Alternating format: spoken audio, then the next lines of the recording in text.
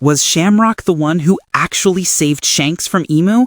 It might sound like a strange question at first, but when you dig into it, it reveals both Shanks' sharp intellect and the hidden role his twin brother Shamrock played in protecting him, indirectly but decisively.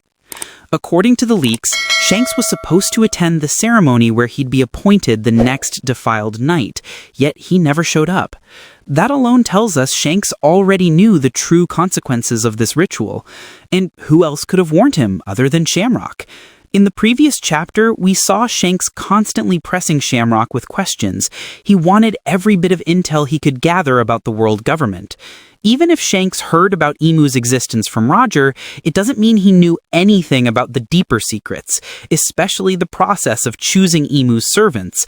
And clearly no one within the Gorosei would ever reveal something like that. But by playing his cards right, Shanks managed to get his twin brother to spill the hidden truths of the world government. Because of that, he avoided falling into Emu's trap the same way Harold did. Shamrock was the key that saved Shanks from becoming Emu's puppet, and Shanks' own brilliance is what turned that key. As for Harold, this ties directly to what Shanks mentioned back in chapter 1152. When he appeared with Scopper Gobbin, Shanks said that he had met King Harold and Mary Gios, but couldn't give him an important warning. Thanks to the chapter 1168 leaks, we now understand exactly what that warning was. Shanks wanted to stop Harold from accepting the Deep Sea Pact, a pact that hands complete control of the user to Emu-sama and strips away all free will. After accepting the contract, Harold became powerless inside his own body.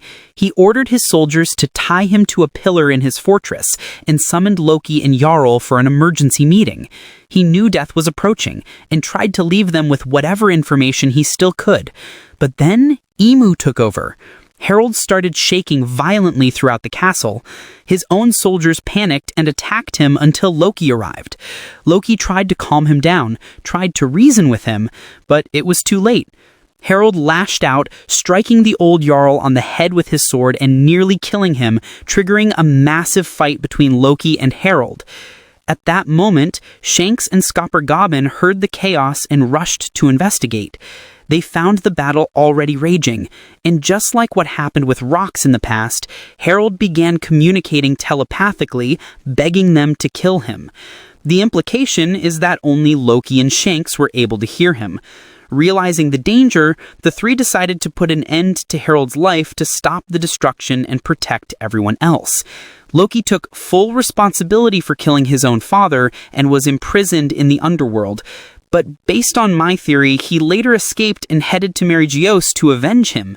Shanks stopped him, sending him back to Elbath because Shanks knew Loki was going to be crucial in the upcoming war against Emu.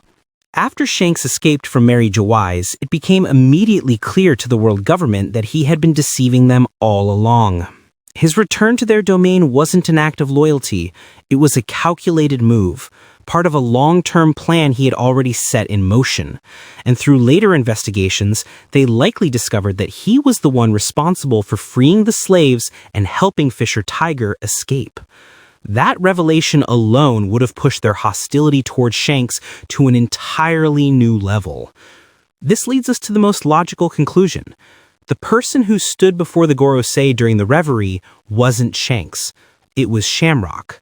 And he was probably talking to them about Loki, even recommending him as a strong candidate to join the Holy Knights.